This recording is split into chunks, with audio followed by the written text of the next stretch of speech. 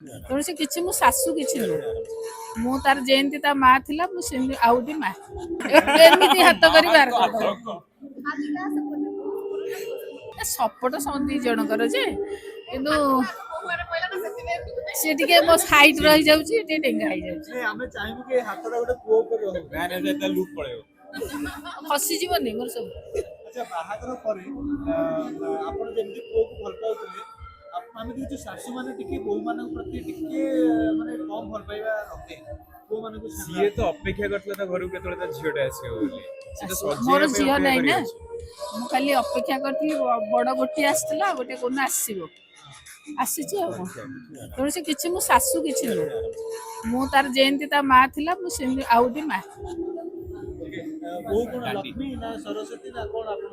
ଲକ୍ଷ୍ମୀ ସରସ୍ୱତୀ ଦିଟା ଆକ ସେ। ମୋ ସରସ୍ୱତୀ ମୋ ଲକ୍ଷ୍ମୀ। ବାପା ଫୋନ କଲେଣି ତଳକୁ ଯିବା ଡର ଲାଗିଲାଣି।